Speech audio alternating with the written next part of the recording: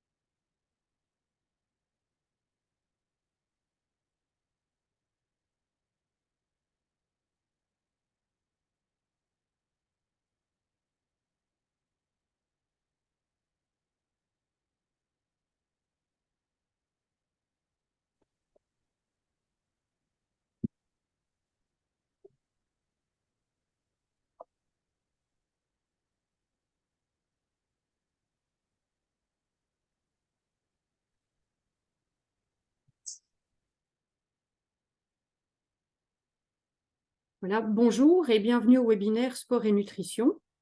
Je suis ravie de vous accueillir au nom de Yakult. Je suis Tania, je travaille dans le département communication chez Yakult et je suis également diététicienne du sport.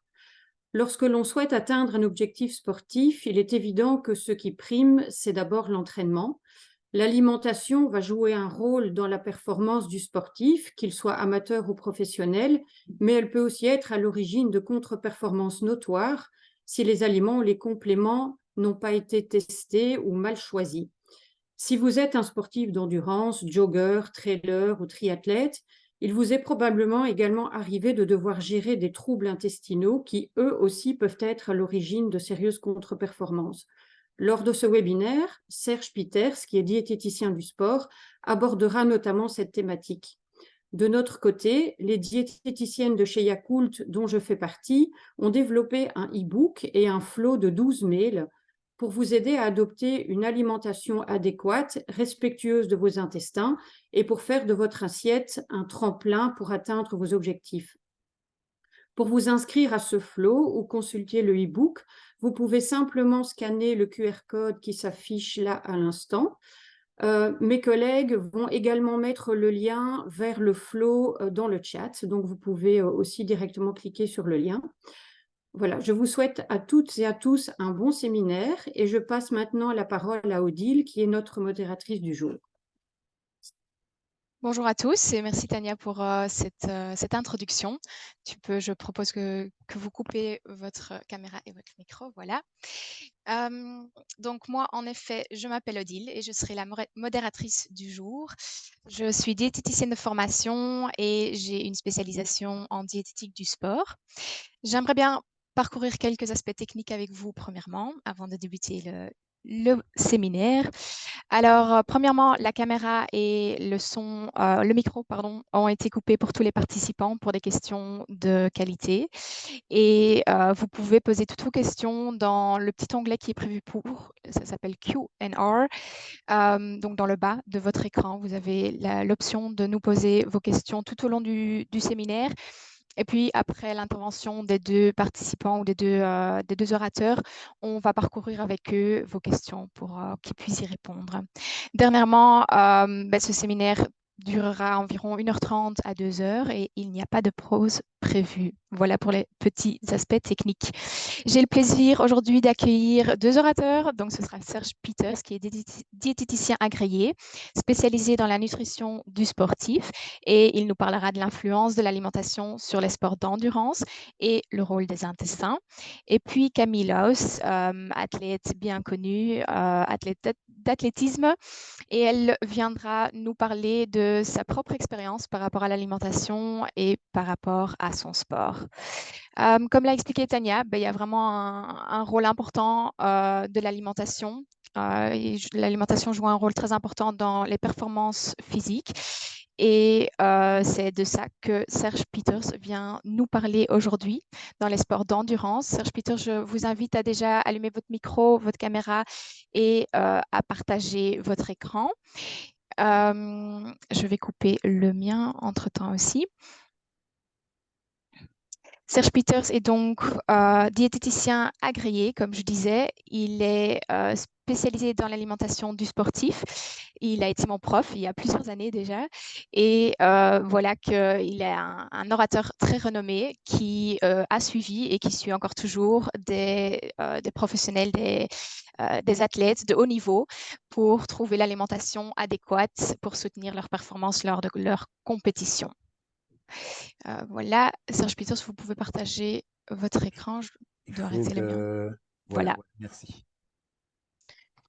Et je vous laisse la parole.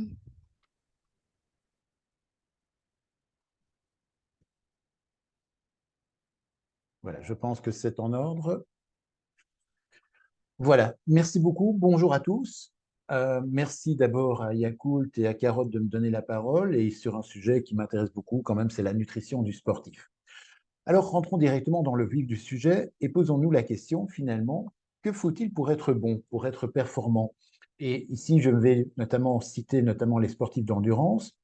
Mais d'abord, la première chose que je dis toujours, il faut d'abord choisir de bons parents. Des parents qui vont vous donner un capital génétique, qui vont vous donner justement cette capacité à être endurant, mais également vous donner certainement le goût de faire du sport. Si vous avez un don, il faut bien entendu vous entraîner. Sans oublier que si on s'entraîne beaucoup, il faut dormir correctement, au moins 7, 8, 9 heures.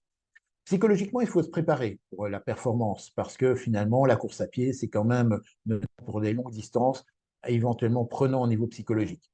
Et puis, oui, l'alimentation est un des paramètres qui vont nous aider notamment à avoir la performance. Ce n'est pas le seul, car il faut également avoir un poids de forme, peut-être un bon matériel et d'autres. Par contre, nous ne parlerons pas du dopage, car bien entendu, ceci ne fait pas partie du sujet. Alors oui, première chose à faire, c'est peut-être d'avoir un bon poids de forme. Car comme je vous l'ai dit, si j'ai un poids adapté, eh bien, je vais pouvoir certainement gagner plus de temps que éventuellement même parfois certaines techniques d'entraînement. Regardons dans ce cas-ci, si je perds par exemple l'équivalent d'à peu près 4,5 kg, eh bien, ça va me permettre d'avoir et d'économiser peut-être 1 minute sur un 5 km, mais jusqu'à 8 minutes sur le marathon. Et même pour les plus précis, ceux qui sont le plus proches de leur poids de forme, eh bien, effectivement, déjà 500 grammes vont vous aider à peut-être gagner 12 secondes aux 5 km ou 1,5 minutes à peu près sur le marathon. Donc, le poids est important. Mais avant cela, posons-nous la question, pour arriver à cela, alors j'ai toujours illustré notamment cette BD, Astérix aux Jeux Olympiques, et avant de partir, il y a Panoramix qui dit à Obélix, il faut un régime bien dosé. Et Obélix lui dit, mais c'est quoi un régime bien dosé au druide? Et lui montre ce troupeau de sangliers. Car effectivement, à l'époque, on pensait qu'en fonction de la discipline que l'on pratiquait, il fallait une alimentation précise, un animal bien particulier. Dans le sens, par exemple, si ici, bien entendu, vous êtes certainement des coureurs à pied ou des sportifs d'endurance, eh bien, à l'époque, on proposait notamment de manger de l'antilope. Si par contre, vous étiez un sauteur, tel qu'un sauteur en longueur, sauteur en hauteur actuellement, eh bien, dans ce cas-là, vous auriez dû manger notamment de la chèvre.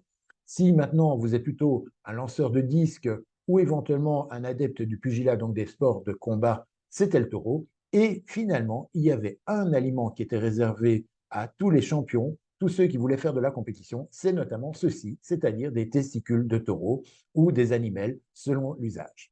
Donc, dans ce cadre-ci, rassurez-vous, l'évolution a fait qu'on ne mange plus spécialement ce genre d'aliments, mais que l'alimentation est toujours un des paramètres, un des piliers essentiels si on veut être performant. Alors, quand je parle de cette alimentation, effectivement, je vous dis, ce que l'on pensait avant, ça s'est peut-être fait sourire l'un ou l'autre, mais actuellement, quand j'entends un petit peu et que je regarde tout ce qui se passe sur les réseaux sociaux, il y a quand même beaucoup de choses qui sont véhiculées, des messages, et pas toujours des messages corrects. Et malheureusement, on voit également que, notamment sur Instagram et autres, la nutrition sont bien souvent des posts qui ne sont pas basés sur la science, mais qui finalement 86% ne sont pas basés sur la science. Et la plupart du temps, à plus de 90%, ce sont des postes promotionnels. Donc, dans ce cadre-là, on doit être vigilant et de ne pas faire passer n'importe quel message et que même une expérience personnelle n'est pas valable pour tout un chacun. Il est peut-être important de ne pas jouer aux apprentis sorciers avec éventuellement l'alimentation des autres. Et quand on parle finalement des bases, mais c'est quoi? C'est d'abord le Food First Approach. La Food First Approach, c'est quoi? Simplement d'insister pour dire que l'alimentation doit d'abord et avant tout être axée sur des vrais aliments. Et le principe de la pyramide alimentaire que vous connaissez très bien, que les enfants apprennent à l'école, eh bien, cela représente effectivement 80% du pilier alimentation. Bien souvent, par contre, les sportifs viennent en consultation en me demandant quels sont les suppléments. Or, les suppléments ne font peut-être partie que de 0 à 1% de la performance finale. Donc, quand ils viennent me voir en me disant je veux absolument des suppléments, je leur demande est-ce que vous voulez simplement améliorer d'1% ou peut-être regardons si 80% du pilier alimentation est peut-être déjà atteint. Et dans ces cadres-là, voici la pyramide du sportif où on voit bien que la base est constituée d'aliments, la Food First Approach. On va bien sûr avoir des aliments spécifiques pour mettre avant, pendant, après l'effort et peut-être certains suppléments. Je n'ai pas dit qu'ils étaient tous inutiles, on en parlera tout à l'heure, mais bien sûr à individualiser au niveau du conseil. Malheureusement, la pyramide alimentaire est quelque chose que je constate que les sportifs n'appliquent pas. Ils n'appliquent pas parce que soit il y a des croyances, des mythes, il y a également parfois beaucoup de choses qui se disent, notamment même dans des sites spécialisés dans le monde du sport, et finalement, on voit qu'une alimentation déstructurée amène souvent des grignotages ou pas suffisamment de collation, et au final, l'athlète a plus de risques de prendre du poids ou de manquer d'énergie. Malheureusement, les fruits et légumes ne sont toujours pas les bienvenus dans l'alimentation des sportifs, malheureusement. Cela induit notamment un manque de minéraux, un manque de vitamines, un manque de fibres, de polyphénols, toute une série de substances qui sont essentielles au bien-être de la santé, mais également pour la contraction musculaire en partie. Ils ont peur de manger des féculents, les pâtes, le pain, le riz, les pommes de terre. Ils ont l'impression que cela va faire grossir. Et de même, les graisses, on n'en mange pas trop parce qu'on n'en a certainement pas besoin. Le problème, c'est qu'on risque de ne pas avoir assez d'énergie, comme nous allons le voir un peu plus tard. À l'inverse, les produits raffinés, notamment tout ce qui est sucre raffiné, de grosses quantités de plats industriels et ainsi de suite, bien souvent, ces produits manquent de minéraux et de vitamines, donc ne seront pas du tout adaptés aux sportifs. Ils ne s'hydratent pas bien, certainement pas pendant l'activité physique. On va voir quelle quantité d'eau boire, comment boire, quels sont les signes. Alors qu'après, dans la troisième mi-temps, bien souvent, la déshydratation n'est pas toujours bien adaptée, mais c'est surtout une consommation importante d'alcool. Et puis finalement, nous verrons encore la place des compléments alimentaires. Alors la première chose, comme je l'ai dit, c'est peut-être de vérifier que vous ayez bien cette quantité suffisante d'énergie pour pouvoir être capable de terminer la course. Ne faisons pas ici comme Alain Prost, qui a dû à un certain moment pousser sa voiture. Effectivement, on a besoin d'une certaine quantité d'énergie, de carburant pour pouvoir y arriver. Et dans ce cadre-là, tout dépend le type de voiture que vous avez dans votre moteur, ou dans votre corps, ou du moteur. Soit vous avez plutôt une voiture de Formule 1, c'est-à-dire que vous voulez aller vite, ou bien vous voulez plutôt courir très lentement.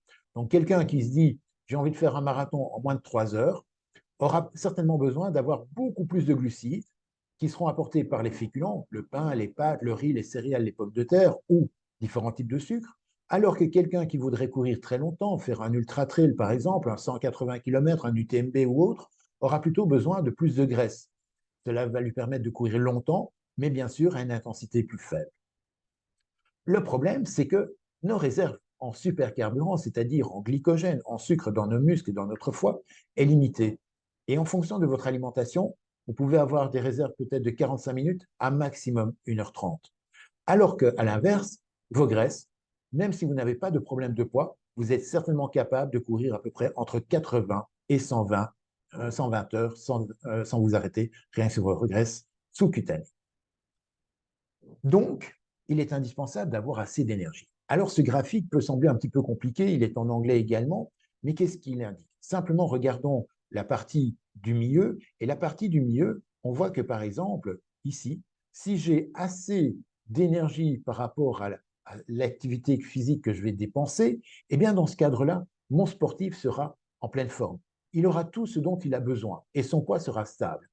Si par contre, on voit qu'il a tendance à vouloir réduire notamment ses apports alimentaires, eh bien dans ce cadre-là, s'il continue à avoir un volume d'entraînement important, voire même d'augmenter lors des périodes de stage et ainsi de suite, il va être en déficit et après quelques jours, quelques semaines, il ne sera plus capable de maintenir la performance au même niveau.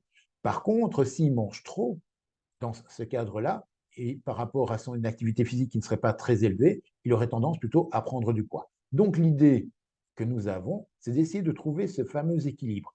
Quelle quantité d'énergie faut-il manger pour être capable de courir correctement?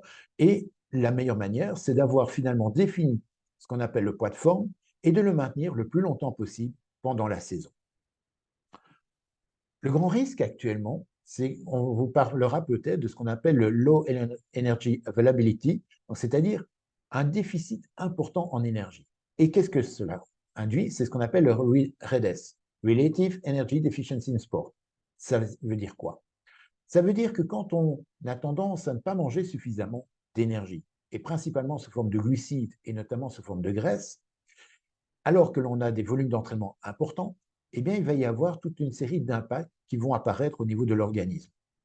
Et tous ces impacts, et ça c'est une toute nouvelle infographie, hein, donc ça fait même pas 3 semaines qu'elle est sortie au niveau du Comité olympique international, eh bien on voit bien que quand on n'a pas assez d'énergie, cela va avoir un impact notamment sur les os, sur le tube digestif, sur l'énergie, sur toute une série de choses, on ne va pas tous les voir, le sommeil, sur la fonction musculaire et ainsi de suite, mais tout ceci va avoir un impact sur la santé. Et d'autre part, cette diminution notamment va avoir un impact aussi sur notamment toute une série d'éléments de performance. Donc, on voit bien qu'il est essentiel de bien s'alimenter et c'est ce que nous allons voir un peu plus. Et pour ça, une phrase que j'adore dans le monde du sport, qui est bien connue, c'est « no pain, no gain », mais que j'ai peut-être tendance à traduire d'une manière un petit peu différente. Pas de pain, pas de gain. Pas de pain, pas de gain, pourquoi? Parce que finalement, on va voir que si j'ai envie d'augmenter mes réserves en glycogène, c'est-à-dire mes réserves en sucre, que je vais localiser dans le foie ainsi que dans les muscles, et qui vont me permettre de courir facilement pendant 1h30 à haute intensité, si je n'ai pas assez de féculents, eh bien, je n'y arriverai pas. Donc, dans ce cadre-là, on va voir que quelqu'un qui serait éventuellement en insuffisance ou qui n'aurait pas mangé suffisamment de féculents dans les jours qui précèdent et certainement avant la compétition, on va voir que le muscle est un grand demandeur notamment d'énergie, pouvoir bouger, mais le cerveau également. Et cela va induire d'un côté une fatigue extrême, avec vraiment cette sensation que vous avez envie de courir, mais vous n'avez plus de jus au niveau des jambes, vous sentez que les jambes ne suivent pas. Et d'autre part, vous avez aussi peut-être ce sentiment que vous avez envie de commencer à réfléchir et ainsi de suite, et le cerveau ne suit plus. Et le problème, c'est que effectivement, quand on n'a pas assez d'énergie et quand on arrive dans la panne sèche, eh bien, voici ce qui peut arriver, c'est-à-dire le crash. Donc, il va falloir apprendre à s'alimenter correctement. Alors, regardons aussi ici cette sportive. C'est sportive, hein, donc qui était plutôt dans les années 80. Et dans les années 80, qu'est-ce que l'on voit? Mais finalement, elle est pas bien. Elle termine un marathon, donc elle vient de faire plus de 41 kilomètres. Elle termine le dernier tour de stade et on voit bien qu'elle est perclue de crampes, qu'elle a des difficultés motrices. On voit bien à son visage que ça doit faire très très mal. Mais en fait, voici tous les éléments dont elle peut souffrir, notamment une problématique de fatigue centrale, donc c'est-à-dire au niveau du cerveau ou musculaire. Mais elle peut avoir trop chaud, c'est-à-dire que sa température corporelle sera montée de manière importante. Généralement, quand on monte beaucoup, il y a une déshydratation, donc elle va perdre une grosse quantité d'eau. Cela va induire des pertes de sel. Vous avez peut-être déjà remarqué que quand vous allez courir, de temps en temps, vous avez éventuellement des petites auréoles blanches, et donc qui sont signes notamment d'une perte importante de sel. De toute manière, dès que vous mettez une goutte de sueur en bouche, vous sentez le sel de manière importante. Elle peut avoir aussi une hypoglycémie, c'est-à-dire ce manque de glycogène. Elle n'est plus capable de courir sur son supercarburant, donc elle doit trouver d'autres alternatives. Cela va induire également des douleurs musculaires, des crampes, des blessures et peut-être aussi des troubles digestifs. Donc finalement, on voit bien que cette athlète, elle était peut-être très bien entraînée, mais si elle n'a pas envisagé le volet alimentation, hydratation avant, pendant la course, eh bien malheureusement, cela peut donner ce genre de problématique. Or, boire n'est pas finalement si anodin que ça. Il faut savoir qu'avant les années 70, on donnait le message notamment aux coureurs que si tu veux gagner, tu dois donner à boire à tes adversaires. Alors vous allez me dire, mais c'est quand même un peu aberrant. C'est au même titre que c'est à ce moment-là qu'on estimait que les femmes étaient totalement interdites sur ce genre de course. Donc, bien sûr, ce sont des visions anciennes, mais jusque dans les années 80, il n'y avait pas de recommandation pour boire. On pensait qu'un sportif qui devait boire était finalement un sportif qui était mal entraîné, pas préparé, pas adapté à ce genre de course, qu'on estime même presque surhumaine d'ailleurs. Par la suite, on a commencé à développer notamment des stratégies d'hydratation. Et notamment à partir des années 90, on a dit il faut boire plus que la soif, de manière abondante, en très grande quantité. Il faut absolument éviter d'avoir le moindre sentiment de soif, la moindre sensation de bouche sèche. Et dans ces cadres-là, les recommandations, c'était vraiment de boire des quantités importantes, plus que ce que l'organisme était capable d'absorber. Si ce n'est que, finalement, on luttait contre la déshydratation, mais on amenait d'autres problématiques. Une autre problématique, c'est par exemple justement cette hyponatrémie. L'hyponatrémie, c'est quoi? C'est un sang qui est trop dilué. Et dans ce cadre-là, dans le monde du sport, ça s'appelle une intoxication à l'eau. Eh bien, quand on va finalement boire que de l'eau, de grandes quantités, plus que ce que l'on a perdu réellement, eh bien, dans ce cadre-là, il va y avoir une dilution du sang. Il n'y a plus assez de sodium, plus assez de potassium, et cela va induire notamment des problématiques de crampes, mais également des petites problématiques au niveau cardiaque. C'est pour ça que l'on ne demande plus de boire de grosses quantités, mais d'apprendre maintenant, finalement, à ressentir la sensation de soif.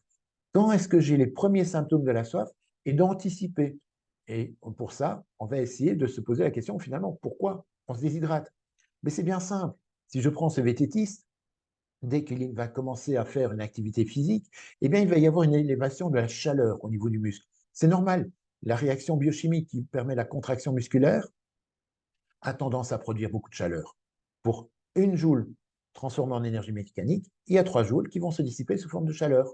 Donc 75% de ce que vous mangez va se dissiper sous forme de chaleur. Cet excès de chaleur va se diffuser notamment au niveau de l'ensemble du corps.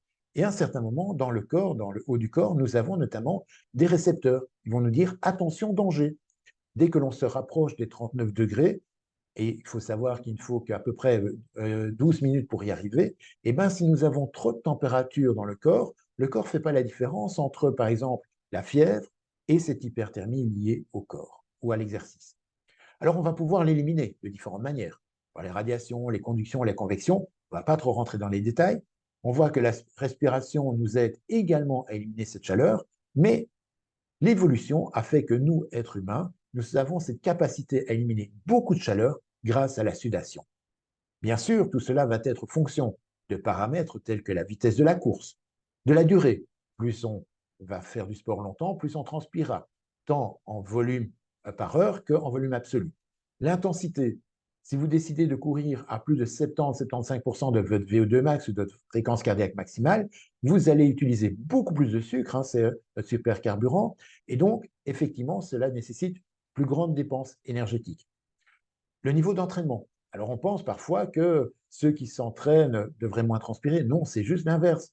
Quelqu'un qui est bien entraîné va également entraîner ses glandes sudoripares à pouvoir éliminer l'excès de chaleur. Et dans ce cadre-là, quelqu'un qui est bien acclimaté, qui est un bon sportif, eh bien, va finalement transpirer en adéquation avec ce dont il a besoin. Alors que quelqu'un qui est mal entraîné aura tendance à transpirer beaucoup, même de manière tardive, simplement parce qu'il n'arrive pas à équilibrer correctement sa chaleur.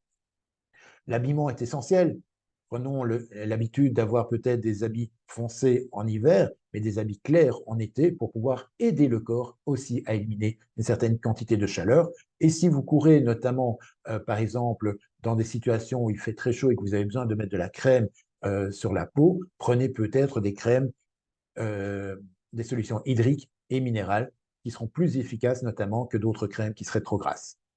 Et puis l'acclimatation, bien entendu, est essentielle parce que finalement, le rayonnement solaire, le vent, la température et l'humidité de l'air vont ne faire qu'accroître cette déperdition énergétique. Imaginez que vous fassiez un marathon, par exemple, à Barcelone en plein été ou éventuellement même un match de tennis à l'Australian Open. Et bien dans ce cas-là, vous allez voir que vous alliez perdre énormément de sueur.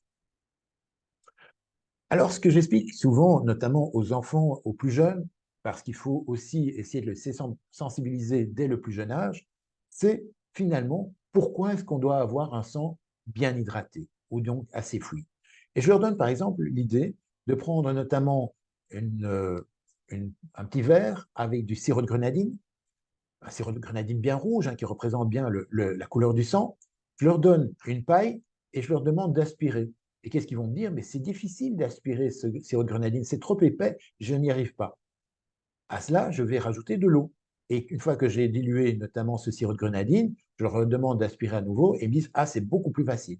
Eh bien, effectivement, le sang, quand nous avons un sang qui est un peu déshydraté, et il faut savoir que nous n'avons pas de réserve d'eau dans l'organisme, donc dès que je perds de l'eau, je vais avoir finalement un sang qui va devenir un peu plus visqueux. Et ce sang un peu plus visqueux aura plus de difficultés à passer notamment dans le muscle, dans les fins capillaires, des tout fins vaisseaux, plus de difficultés à passer également sur la peau. Et dans ce cadre-là, nous arriverons nous serons moins performants et nous éliminerons moins de chaleur également. Donc, apprenons à penser à ce que pour que le sang puisse passer correctement dans nos capillaires, essayons d'avoir un sang fluide, hydraté. Et revenons sur cette dia. Cette dia où, notamment, j'ai repris la madame, hein, qui est la coureuse, la sportive, qui avait plein de problématiques, et regardons, analysons ce graphique. D'un côté, vous avez l'aptitude à l'exercice, à 100%, c'est-à-dire que vous êtes à 100% de vos capacités physiques. Et ici en dessous, notamment, la déperdition de poids. Dans ce cas-ci, si je prends par exemple 2%, cela signifie, imaginons qu'elle pèse 50 kg, pour un calcul rapide, ça veut dire qu'elle aura perdu 1 kg de poids de corps. Et regardons ce que cela fait. Si je perds justement 2% de poids de corps, eh bien en fonction des auteurs, en fonction de la littérature scientifique, je peux perdre entre 10 et 20% de mes capacités physiques. Ça veut dire que je vais être plus lent. Ça veut dire que j'aurai plus de difficultés à récupérer, éventuellement dès que j'ai fait un effort un peu plus intense. Donc, je serai moins performant. Mais si maintenant je continue et je me déshydrate de l'ordre de 4%, c'est-à-dire dans ce cas-ci peut-être 2 kg, eh bien voici ce que l'on va rencontrer. On va commencer à avoir une diminution de la force musculaire, une nette diminution de la performance, des problèmes de crampes, de chaleur, et effectivement, en regardant son visage, vous voyez bien qu'elle souffre de cette manière-là. Est-ce qu'elle pourra aller plus loin? Non. À certains moments, cela peut devenir dangereux, et dans certaines situations, l'hyperthermie sera trop importante. Il faut certainement que vous allez avoir un sportif qui aura des difficultés à récupérer et qui va certainement terminer à l'infirmerie, voire même aux soins intensifs. Donc, l'idée, c'est pour ça qu'il faut peut-être apprendre à boire. Et c'est là que les sportifs me disent généralement, il ne faut pas s'inquiéter, dès que j'ai la sensation de soif, je bois. Mais malheureusement, la sensation de soif est un facteur tardif. Quand la soif apparaît, ça signifie que j'ai déjà perdu au moins 10 à 20% de mes capacités physiques. Et donc, c'était une des raisons pour laquelle on disait qu'il fallait boire de grosses quantités avant pour essayer justement d'éviter cette déshydratation. Malheureusement, vous avez bien compris, ce n'est pas toujours important de boire trop, il faut apprendre à boire en adéquation avec sa soif, en adéquation avec sa déshydratation. Et bien sûr, les symptômes qui vont être liés à la déshydratation seront valables d'une personne à l'autre. Certains vont bien sûr ressentir la soif, mais d'autres vont avoir peut-être d'autres symptômes. Et vous voyez qu'à un certain moment, on arrive dans des situations dangereuses. Donc, il faudra, dès les premiers symptômes, être capable d'apprendre à initier justement une hydratation correcte. Et autant le fait de boire est quelque chose qui est tout à fait inné, tout le monde sait boire, les bébés dès la naissance sont capables de boire, eh bien l'effort, par contre, c'est un apprentissage.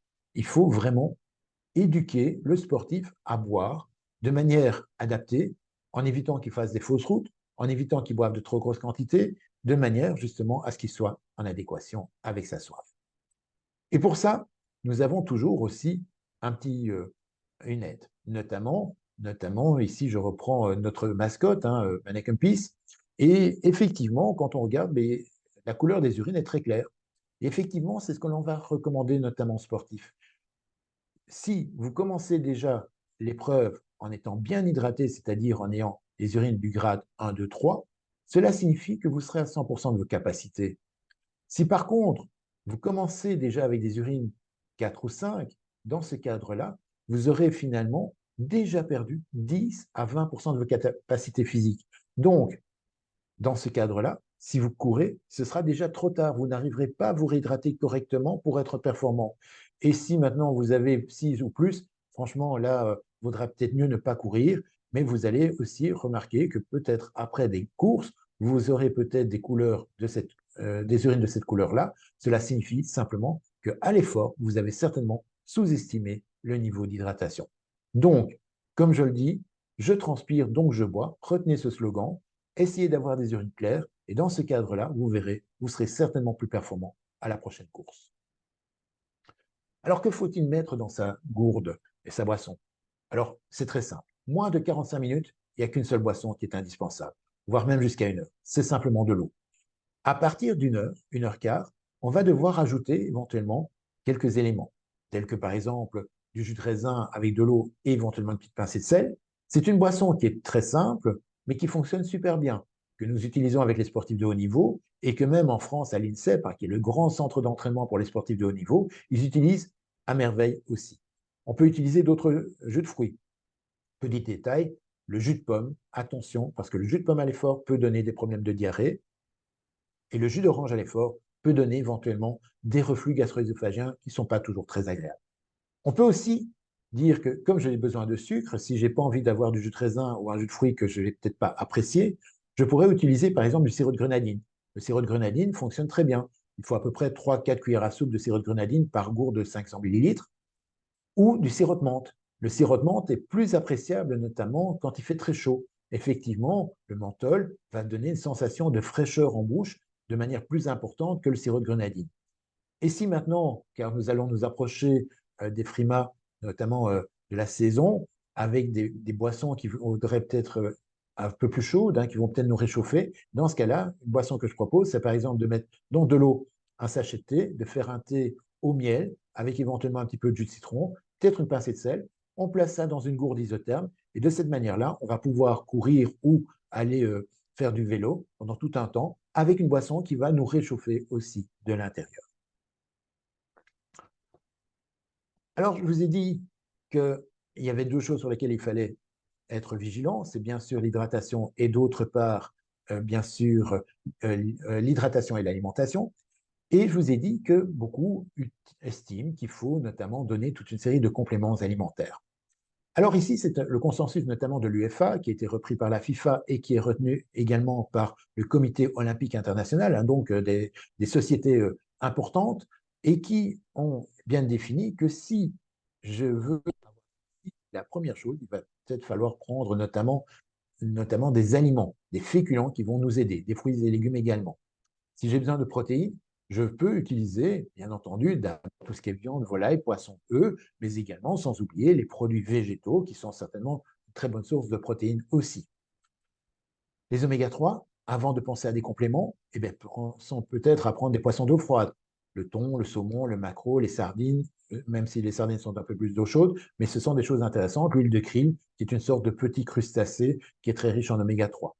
J'ai besoin de fer parce qu'effectivement, on sait que le fer est indispensable pour la fabrication des globules rouges et que bien souvent, les sportives qui font des sports d'endurance, d'une part, ne mangent peut-être pas suffisamment de viande ou d'aliments riches en fer, et d'autre part, tous les mois vont peut-être perdre un peu de fer par les règles. Et en plus, on sait que la course à pied, à chaque choc au niveau du sol, chaque fois que je vais taper le pied au niveau du sol, eh ben, je peux dégrader quelques globules rouges qui vont éliminer notamment du fer. Dans ce cas-là, essayons d'opter pour les aliments les plus riches en fer, tels que bien sûr le boudin noir. On va penser notamment au foie, aux abats, mais également aux viandes. Et au niveau des alternatives végétariennes, pourquoi pas notamment les lentilles. Si j'ai besoin de calcium, parce que n'oublions pas aussi que la santé osseuse chez les sportifs est quelque chose d'important pour éviter notamment cette fameuse fracture de fatigue, dans ce cadre-là, j'ai besoin de calcium, j'ai besoin de vitamine D. Le calcium, je vais le trouver dans les produits laitiers, notamment, par exemple, dans certaines eaux, je vais le trouver éventuellement dans les produits végétaux enrichis en calcium. Et puis la vitamine D, je vais la trouver principalement, notamment dans les poissons d'eau froide à nouveau, dans le jaune d'œuf ou dans certains produits enrichis en vitamine D. Sans oublier que nous avons également, lors d'une activité physique, une production importante de corps oxydants. C'est-à-dire que quand on fait la contraction musculaire, il va nous aider à contracter, ça c'est très bien, c'est ce qu'on recherche, mais il va y avoir toute une série de réactions chimiques et biochimiques qui vont faire que l'on va produire des substances qui sont un peu plus embêtantes pour le muscle, qui vont l'abîmer, qui vont le fatiguer, qui vont un petit peu le vieillir. Et dans ce cadre-là, on doit manger des antioxydants pour aider notre corps à pouvoir lutter contre cela. Alors, les antioxydants les plus intéressants sont certainement ceux que vous allez trouver notamment dans les fruits et les légumes colorés. Ici, on représente quelques fruits colorés, cassis, myrtille, framboise, ce genre de choses. N'hésitez pas à en manger, c'est sûrement une excellente source. Alors certains vont me dire, oui, mais est-ce que j'ai pas besoin de plus? Toujours dans le 1% de la performance. Ici, c'est un travail qui avait été fait notamment par le Comité olympique international avec toute une série d'experts et notamment avec la Fédération internationale d'athlétisme. Et ils ont repris, ce tableau semble compliqué, mais ils ont repris des disciplines du 100 mètres jusqu'au marathon. Et ils se sont posé la question, qu'est-ce qu'il faut faire pour que je sois performant? Exemple, pour un 100 mètres, il faut bien sûr que j'ai de la force, de la puissance. Si je veux courir un 800 mètres, il faut que je sois capable notamment d'avoir cette capacité à résister à l'acide lactique, au lactate. Et si je veux courir longtemps, je dois certainement être endurant et avoir des capacités aérobies suffisantes. Et pour ça, ils ont redéfini encore toute une série d'autres paramètres, mais intéressons-nous notamment aux parties en noir. Les cases noires sont la liste des suppléments qui peuvent peut-être éventuellement avoir un intérêt. Alors, je dis peut-être. Regardons par exemple quelqu'un qui va faire ici un 100 mètres, il doit bien sûr avoir des fibres musculaires qui soient hypertrophiées, qui soient bien entraînées de manière à pouvoir être explosif. Et dans ce cadre-là, il peut prendre éventuellement de la créatine en supplément. Mais regardez, si vous voyez qu'il y a un trait noir entre les deux, ça signifie qu'il y a un niveau de preuve suffisant. Cela ne veut pas dire que tout le monde doit en prendre. Cela ne veut pas dire non plus qu'il y a une obligation, si je veux courir un 100 mètres, de prendre de la créatine. Non, cela peut être éventuellement utile, mais pas obligatoire. Et par contre, sur d'autres paramètres, vous voyez que la créatine, il y a des pointillés. Dans ce cadre-là, le niveau de preuve n'est pas suffisant et donc on n'est pas obligé d'utiliser la créatine parce que ce n'est pas nécessaire dans ce cadre-ci. C'est la même chose pour le collagène. Le collagène, on voit bien que c'est un trait pointillé. Et en plus, actuellement, il y a encore un point d'interrogation parce qu'on n'est pas certain que le collagène va aider notamment à réparer éventuellement des lésions musculaires ou au niveau des tendons, des ligaments, et que même de manière préventive, il n'y a pas de certitude par rapport à ça. Alors que la créatine, si on revient, oui, va vous aider à prendre de la masse musculaire et à terminer parfois des séries d'entraînement. On voit également qu'ils insistent sur les protéines. Les protéines, bien sûr, d'abord les protéines alimentaires, mais dans certains cas, certains peuvent prendre éventuellement des protéines en complément. On verra lesquelles. Il faut peut-être de la bêta-alanine, du bicarbonate. Ça permet de diminuer notamment l'acidité. Quand vous faites un effort, vous allez avoir plein d'acidité. C'est parfois intéressant pour certains de prendre ceci. La caféine. La caféine, substance bien connue de tout un chacun, la caféine peut aider certaines personnes, notamment au niveau mental, au niveau physique, au niveau de l'endurance, mais même pour les sports explosifs. Mais par contre, tout le monde ne réagit pas de la même manière à la caféine. On sait que certains sportifs vont réagir de manière intense, d'autres pas du tout, et d'autres vont plutôt avoir les inconvénients. Qu'est-ce qu'il y a d'autre? L'hydratation, on en a parlé. Les suppléments fer, si besoin.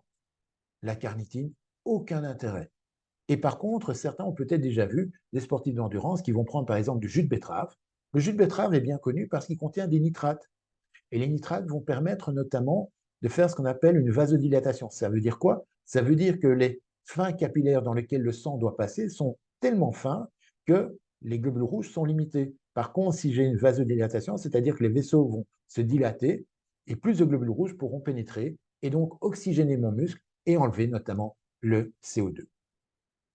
Mais attention, avant de prendre ces compléments-là, d'abord poser la question à un professionnel de la santé, un médecin, un diététicien du sport qui puisse vous dire si oui ou non il y a un intérêt, et d'autre part, de vous assurer qu'il y ait bien un label antidopage. Si vous ne trouvez pas ces labels-ci sur le produit, ne les prenez pas au risque d'être éventuellement positif au contrôle antidopage. Et n'oubliez pas, c'est entre 2 et 4 ans d'exclusion à toute compétition. Alors, avant d'en arriver à la partie plus pratique, on sait aussi que l'alimentation peut être un problème. Et notamment, si je prends Bill Rogers, hein, ce célèbre marathonien qui a gagné quand même de fameux marathons, que ce soit celui de Boston ou de New York, eh bien, disait que finalement, la plupart des marathons, beaucoup de marathons, sont gagnés ou perdus en fonction de ce que je mange à table et de voir si je dois passer éventuellement aux toilettes publiques. Et effectivement, près de 70% des sportifs d'endurance vont avoir des plaintes récurrentes, notamment de troubles digestifs. Et finalement, c'est peut-être la première cause de contre-performance. Alors, ces troubles digestifs, ils sont multiples. Certains vont simplement avoir des problèmes de relents, d'autres de l'acidité, des relents acides, des vomissements, bien entendu, lors de certaines activités, éventuellement parfois même avec un peu de présence de sang, ça arrive. D'autres vont avoir des flatulences, des maux de ventre, à ne pas confondre avec le point de côté qui est un petit peu différent. Mais également, si je sais, cette dia n'est absolument pas plaisante, mais c'est quelque chose que vous allez rencontrer régulièrement, notamment lors des courses d'endurance, marathon, triathlon, Ironman, sans oublier éventuellement des problèmes autres que certains vont avoir, des hémorroïdes, des problèmes de sang et voire même des choses beaucoup plus graves. Donc, dans ce cadre-là, la question que l'on va se poser, c'est quelles sont les causes de ces troubles digestifs? Et rien que déjà, en regardant cette photo, je peux déjà détecter que notamment les oranges, qui sont une vieille pratique, ne sont pas du tout adéquats. La plupart du temps, les oranges vont donner des reflux gastro-œsophagiens, donc il faut les éviter. Si on regarde bien la photo aussi, certaines bananes sont encore vertes. Or, on sait que les bananes vertes vont avoir tendance à donner également plus de troubles digestifs, tant du haut que du bas de l'intestin. Donc, comment faire? Comment faire? C'est d'abord d'essayer de chouchouter un petit peu notre tube digestif et d'avoir un meilleur confort et une meilleure vidange au niveau de l'estomac. Et donc, dans ce cadre-là, je vais devoir travailler sur les volumes. Je ne vais pas rentrer dans les modalités ici aujourd'hui, mais simplement vous dire qu'on peut travailler le confort et la vidange gastrique. Je dois surtout éviter la déshydratation parce que bien souvent, j'ai encore quelqu'un qui, hier en consultation, qui me dit, voilà, je fais des trails, des ultra-trails, mais dès que je dépasse les 4-5 heures, d'office, dès que je bois, tout ressort. Dès que je mange, tout ressort. Eh bien, effectivement, c'est un problème de déshydratation. Il était déshydraté avant ça. L'estomac ne peut plus travailler. Il n'y a que 3% de la circulation sanguine qui passe dans le tube digestif, donc pas grand-chose. D'autres choses, c'est d'essayer de voir si je peux travailler sur l'absorption intestinale, c'est-à-dire que l'intestin puisse travailler mieux. Et d'autre part, surtout, d'apprendre à définir une stratégie nutritionnelle de course et de la tester. De la tester, préparer un marathon, sur le plan digestif, il faut compter au moins 6 à 8 semaines. Or, combien de fois j'entends pas des gens qui, quelques jours avant, disent « je ne sais pas ce que je vais boire, je ne sais pas ce que je vais manger, on verra ce que le sponsor propose ». Non, c'est à risque justement d'être dans les 70% de personnes qui vont avoir des troubles digestifs. Alors, Il y a néanmoins quelques régimes et quelques aliments qu'il va falloir éviter. Notamment, vous avez peut-être entendu parler de ce fameux régime pauvre en FODMAP. Alors FODMAP, c'est un acronyme un peu compliqué pour dire qu'il faut éliminer des sucres qui ont tendance à fermenter dans l'intestin. Et je vous ai repris ici toute une série de choses.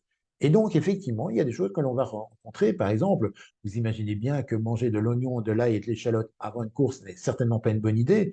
Mais d'autre part, on va voir que le lait avec le lactose n'est peut-être pas toujours une bonne idée. La pomme n'est pas toujours une bonne idée chez certains. Il va peut-être falloir la supprimer. Et donc, je vous ai dit, hein, d'ailleurs, la pomme et le jus de pomme peuvent donner des diarrhées. Donc, attention à la pomme. Et si vous prenez, par exemple, des chewing-gums en attendant qui contiennent des polyols, effectivement, vous avez tous les risques possibles d'avoir des troubles digestifs. Et puis, il y a autre chose qui est intéressant. Il y a autre chose qui est vraiment... il y a énormément de travaux actuels dans ce domaine-là, notamment dans la vie de tous les jours, dans la prévention de toute une série de pathologies, mais beaucoup chez le sportif aussi. C'est notamment votre microbiote intestinal. Et on constate que ceux qui ont des problèmes digestifs sont souvent des personnes qui n'ont peut-être pas tendance à chouchouter son microbiote. Alors, le microbiote, on peut le chouchouter de différentes manières.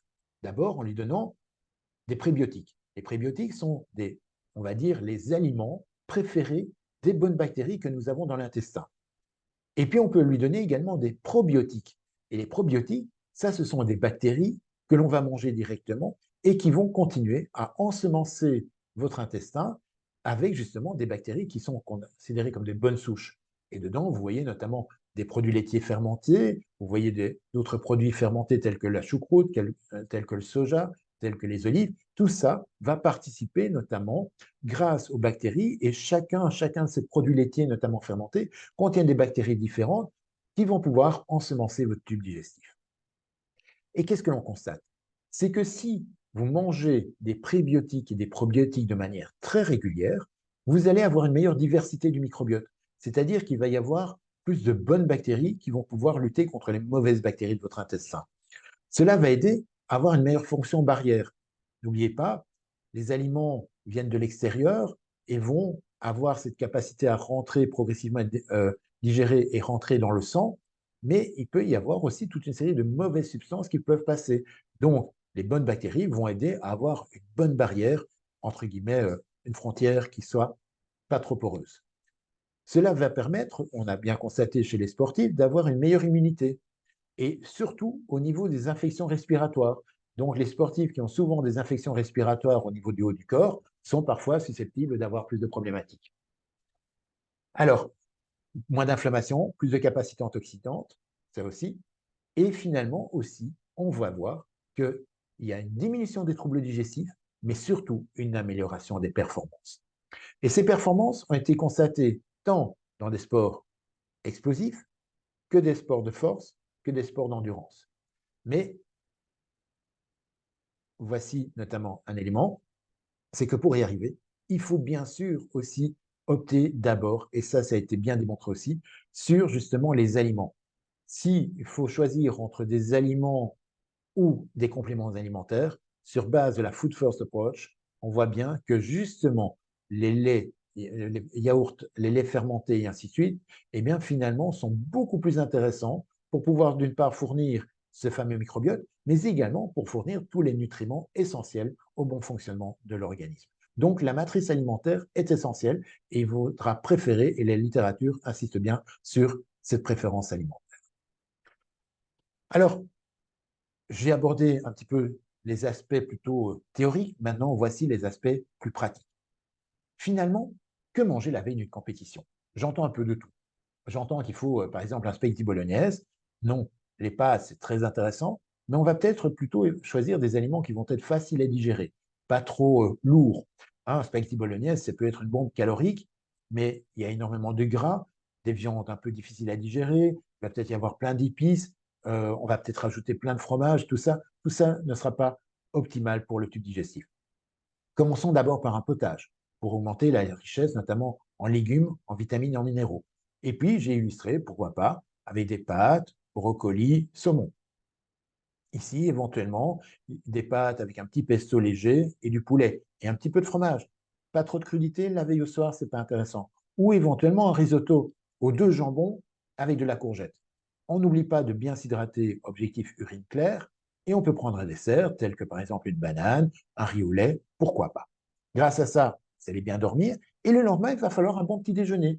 Alors le petit déjeuner idéal, c'est celui-ci pour le sportif. J'ai tendance à proposer, pourquoi pas, un porridge, peut-être même un overnight, c'est-à-dire un porridge qui aurait été trempé déjà dès la veille avec un produit laitier. Si vous avez peur de prendre du lait, prenez éventuellement un lait pauvre en lactose, très intéressant, ou éventuellement une boisson de soja. Vous pouvez mettre également des yaourts. On peut mettre toujours pour compléter, pour avoir assez d'énergie, une compote de pommes, sauf si vous avez des troubles digestifs, mais normalement la compote passe mieux. Pourquoi pas du pain avec éventuellement un peu de jambon pour avoir des protéines le matin. On prend de l'eau, on peut prendre des biscuits secs et on s'hydrate encore, toujours objectif urine claire. Maintenant, tout dépend aussi à quel moment vous allez faire votre épreuve. Parce qu'une course à 10 heures ou une course à 15 heures, vous n'allez pas manger la même chose. Le petit déjeuner sera essentiel dans la course du matin, alors que pour la course de l'après-midi, ce sera plutôt un repas de midi qui sera plus important. Et dans ce cadre-là, bien souvent, j'ai tendance à voir ce genre de choses et donc je vous pose la question, quelle est la meilleure assiette selon vous?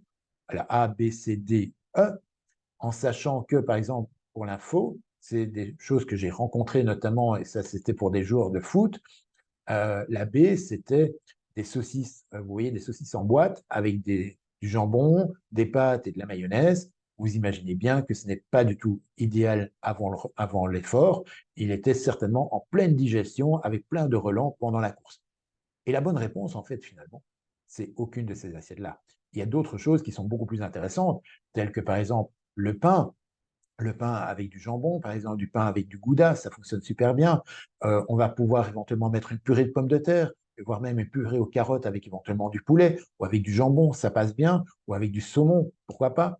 On peut faire un riz cantonais par exemple, ça fonctionne bien, mais les pâtes, essayez plutôt de les prévoir la veille ou éventuellement après l'effort. Mais 3 heures avant l'effort, ce n'est pas une bonne idée, car le temps de digestion des pâtes, même la A ou la E ou la D ou la C, nécessite au moins 3 à 4 heures de digestion. C'est-à-dire que vous serez en train de courir, que vous serez encore en pleine digestion. D'où la meilleure chose. Après, c'est l'échauffement. Et dès le début de l'échauffement, on va déjà commencer à retenir le slogan « Je transpire, donc je bois ». Donc dès que je commence à transpirer, je vais boire progressivement des petites quantités d'eau, de boissons ou de boissons sport. Et voici, en fonction de l'effort que vous allez faire, eh bien, si vous allez courir moins d'1 heure, simplement de l'eau. Si vous allez courir plus d'1 heure, il faudra rajouter un petit peu de sucre dedans, entre 30 et 60 grammes. Si vous allez courir plus de 3 heures, on rajoute du sel. Et si vous maintenant vous envisagez de faire des courses plus longues, on va même devoir ajouter des protéines, telles que par exemple des aliments ou certaines barres protéinées qui vont vous aider à couvrir les besoins. Et puis après, on n'oublie pas de bien s'hydrater dans les 2 heures qui suivent l'effort. Il va falloir augmenter la quantité de boissons de manière à retrouver des urines bien claires. Est-ce que je peux manger certaines choses pendant l'effort? Oui, mais attention, attention au piège. On a déjà parlé de l'orange et de la banane. Par contre, le raisin, c'est bien, les raisins secs. Les pruneaux, attention, parce que vous risqueriez de courir vite et pas au bon endroit. Les gels, qui sont la grande mode au niveau des sportifs, pourquoi pas, mais j'aime bien aussi de faire des recettes maison. Recettes très simples, c'est par exemple 30 millilitres de miel liquide, 30 millilitres de sirop d'agave, 40 millilitres de jus de fruits ou d'eau, et vous mettez une petite pincée de sel, un petit peu de jus de citron, et vous avez un excellent gel que vous allez pouvoir mettre dans une flasque un peu molle. Des pâtes de fruits, et pour des longues courses, éventuellement, pourquoi pas des barres énergétiques. Et puis, on va voir les boissons, mais attention, je sais que les limonades, certains aiment bien ça en fin de course. Attention, généralement, il y a un effet rebond qui n'est pas du tout agréable. Donc, attention à ce genre de choses. De même que toutes les boissons énergisantes. Donc, dans ce cas-ci, il faudra tester vos produits. Et pour les très longues courses telles que les ultra-trails et autres, mais oui, on peut manger éventuellement du pain, on peut manger de temps en temps, ce qui fonctionne très bien aussi, ce sont les purées de pommes de terre, patates douces, carottes, éventuellement parfois des biscuits un petit peu salés, ou des wraps ou des crêpes, ça passe également, mais bien sûr pour les très longues durées. Après l'épreuve, est-ce que ceci est l'alimentation du sportif? Mais non, il va falloir tenir compte de ce qu'on appelle la règle des 3 R. Recharger, réhydrater, réparer. Quand vous avez fait une longue route, eh bien, vous voyez bien que vous avez besoin de remettre de l'essence. Le garagiste va mettre de l'huile, va vérifier les niveaux d'eau et va réparer peut-être certaines pièces. Et dans votre alimentation, vous allez faire la même chose. Vous allez réhydrater, vous allez prévoir du carburant, vous allez mettre de l'huile et vous allez prévoir des aliments qui vont réparer, tels que les fruits et légumes et notamment les protéines alimentaires. Et si on doit résumer finalement que faire après l'effort, on va prendre une boisson, notamment ça c'est pour un effort d'au moins 2 heures. On va prendre par exemple une boisson qui sera un peu salée. On peut prendre des laits chocolatés avec une banane, c'est une excellente manière de récupérer. Et puis, 1 à 3 heures après, on va prendre par exemple un potage pour nous réhydrater. On peut prendre du poulet. Si j'ai mis avec de la purée, avec de la compote, on pourrait faire un plat de pâtes. Après l'effort, je n'ai aucun problème. Et pourquoi pas le soir, notamment d'abord bien s'hydrater avec des tisanes, de l'eau. Et on peut prendre soit du skyr, soit du fromage blanc, soit un petit suisse, soit éventuellement du cottage cheese, c'est-à-dire des produits laitiers qui vont être très riches en protéines et qui vont vous aider à réparer vos muscles, notamment pendant la nuit. Et si vous accompagnez ça de fruits rouges, ça va vous aider encore plus à la récupération. Par contre, attention, attention à cette fameuse troisième mi-temps, car finalement, à partir de 2 verres, que ce soit de vin, de bière, de champagne ou autre, il y a toujours autant la même quantité d'alcool, eh bien effectivement, ça va diminuer votre capacité de restocker vos réserves en glycogène et vous donner des hypoglycémies. Vous aurez des difficultés à réparer, à cicatriser les muscles qui auront été abîmés pendant l'effort. Vous aurez une diminution de la VO2 max. Or, on sait que les sportifs aiment bien avoir une bonne VO2 max. C'est déshydratant, donc vous allez avoir certainement plus de temps à avoir des urines claires et puis également des crampes nocturnes et que finalement, n'oublions pas aussi que combiné à la fatigue, c'est peut-être un gros risque au niveau des accidents de la route. Sur ce, finalement, il est important de bien préciser aussi que celui qui peut vous aider, c'est bien sûr le diététicien un nutritionniste ou le médecin du sport qui seront spécialisés dans la diététique du sport et qui vont vous aider finalement à trouver la meilleure alimentation dans la vie de tous les jours, à définir avec vous votre plateforme, à définir avec vous une stratégie alimentaire avant, pendant, après la course et notamment de veiller à ce qu'il y ait une excellente récupération pour que le sport soit finalement du plaisir et non pas une souffrance. Grâce à ça, en conclusion, vous avez vu qu'il est bien sûr essentiel d'avoir une alimentation variée, équilibrée, saine et savoureuse. C'est le principe de base de la pyramide alimentaire, de bien respecter les apports alimentaires journaliers et sans oublier d'apprendre dès le plus jeune âge à avoir une bonne alimentation. D'éduquer les jeunes, c'est essentiel. On n'attend pas que le sportif soit de haut niveau avant de lui dire qu'il doit bien s'alimenter. C'est déjà trop tard. On a perdu au moins quelques années. Et l'autre chose, c'est que oui, les compléments alimentaires peuvent de temps en temps être une aide pour les sportifs, mais attention, il faut bien sûr se renseigner auprès d'un professionnel de la santé, de vérifier que ce produit est d'abord utile, qu'il n'y ait pas éventuellement de problème au niveau du dopage ou d'autres problématiques de ce genre. Et puis, attention, ce n'est pas parce que vous allez en prendre plus que vous aurez plus de résultats. Attention à ne pas jouer aux apprentis sorciers avec votre alimentation. Sur ce, je vous remercie pour votre participation et c'est un plaisir de répondre à vos questions. Merci beaucoup, Serge Peters, pour cette belle présentation. Vous avez réussi à résumer une thématique très large en peu de temps et on a envie d'en savoir plus. Donc, j'invite tous les participants à poser leurs questions directement dans la conversation prévue pour le Q&A, le questions et réponses, et on les abordera par la suite après l'intervention de Camille, qui est avec nous pour le moment. Merci. Serge Peters, je vous invite à couper votre micro et votre caméra un petit temps, mais restez bien avec nous parce qu'on a besoin de vous par la suite. J'ai le plaisir d'accueillir Camille avec nous maintenant. On va faire une petite intervention sous forme d'interview, donc je vais poser quelques questions et Camille va y répondre. Si les participants ont des questions spécifiques pour Camille, n'hésitez pas à le mettre aussi dans la conversation prévue pour et on les abordera par la suite. Camille, merci d'être là avec nous. Serge Peters nous a montré l'importance d'une alimentation, surtout dans les sports d'endurance. Et vous avez un tout autre type de sport. C'est pour ça qu'on a fait appel à vous. C'est pour vraiment avoir cette complémentarité des deux. C'est là aussi que rejoint ma première question. Est-ce que vous ressentez que l'alimentation a une influence sur vos performances? Bonjour à tous. Alors oui, comme Serge l'a expliqué précédemment, ça a une grande importance sur les performances. Et d'ailleurs, on a, étant jeune, quand on rentre dans des programmes spécifiques de haute performance, on a des formations par rapport à l'alimentation parce que c'est essentiel. Et puis ce qu'on fait régulièrement aussi, comme on est sportif de haut niveau, c'est aller chercher la limite et les détails. Et donc, on fait régulièrement des prises de sang pour voir s'il n'y a pas des carences et si on doit adapter notre régime alimentaire ou prendre éventuellement des compléments, comme Serge le disait tout à l'heure. OK.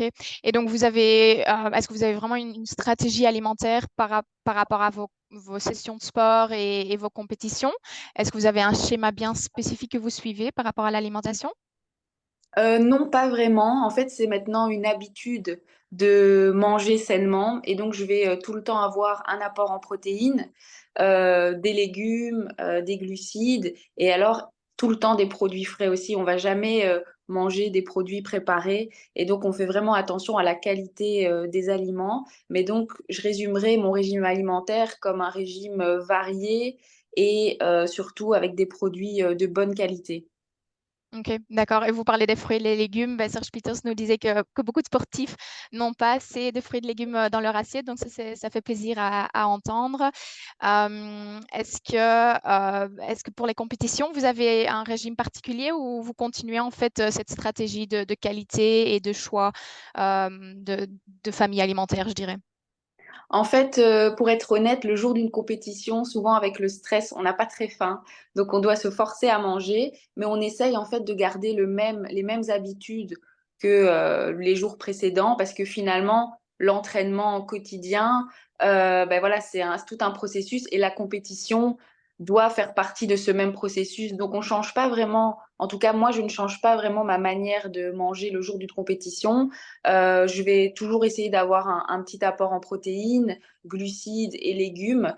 Et donc voilà, ce qu'on mange régulièrement aussi avant la course, et ça c'est souvent avant de commencer l'échauffement. Donc je dirais, voilà, en 2 heures avant la course, je vais manger une banane, qui est souvent une bonne source d'énergie et qui passe assez bien, même en situation de stress. Donc voilà.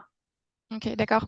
Et est-ce qu'il vous arrive de devoir vous réalimenter entre les séances de sport ou entre les séances d'effort? Est-ce que vous utilisez certains produits plus que d'autres ou est-ce que ça ne vous arrive que rarement ou pas du tout?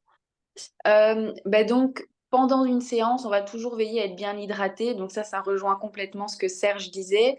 Donc, on va avoir pas seulement de l'eau, mais des boissons isotoniques pour avoir un complément d'énergie et puis des sels minéraux.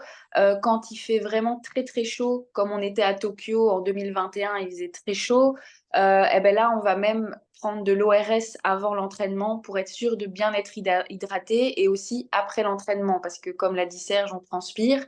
Et donc, par exemple, avant le championnat du monde cette année, on a fait des tests d'hydratation avant des séances très dures pour être sûr de bien être hydraté et de pouvoir aller dans le rouge après à l'entraînement. Donc ça, c'est vraiment le genre de substances qu'on peut prendre pendant la séance. Après la séance, on va aussi prendre des compléments alimentaires sous forme de shake et ça va être des protéines. Et là, ça va permettre en fait de donner à manger aux muscles le plus rapidement possible. Mais ça n'empêche pas qu'après, comme le disait Serge, on va passer à table avec une assiette variée et avec les protéines et tout ce qu'il faut. Et puis enfin, le soir, ça nous arrive aussi de prendre des shakes de caséine. Et donc là, à nouveau, c'est sous forme pour un complément alimentaire qui peut aussi être donné, comme Serge le disait, sous forme de skyr ou de fromage blanc. Et ça va permettre aussi de donner à manger aux muscles pour qu'ils soient le lendemain le plus performant possible et prêt à encaisser la charge d'entraînement. OK. Vous avez parlé d'hydratation. Est-ce que vous savez plus ou moins combien vous buvez dans une journée type? Est-ce que vous pouvez nous dire quelque chose là-dessus? Alors non, j'ai jamais en fait fait le calcul, mais l'indicateur, c'est vraiment de regarder la couleur des urines. Et donc, on adapte en fonction de ça, en fonction de l'environnement dans lequel on est, si il fait très très chaud ou juste des températures plus normales. Mais donc, j'ai pas vraiment de chiffres à vous donner. On s'adapte en fonction de la situation. En fonction de la température et j'imagine de l'entraînement et du taux de transpiration. Voilà. Vous nous avez parlé de Tokyo. Ça vous arrive régulièrement d'aller à l'étranger et de vous retrouver dans des pays en fait où les habitudes alimentaires sont tout à fait différentes de chez nous. Qu'est-ce que ça implique pour vous par rapport à vos choix alimentaires? Est-ce que vous prenez des aliments d'ici? Est-ce que vous préparez vous-même ce que vous mangez sur place?